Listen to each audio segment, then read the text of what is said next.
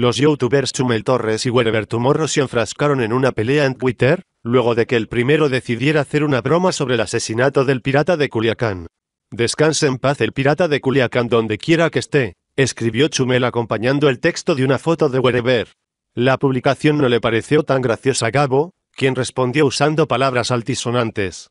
Tras la respuesta, Chumel decidió criticar el compromiso social de su colega.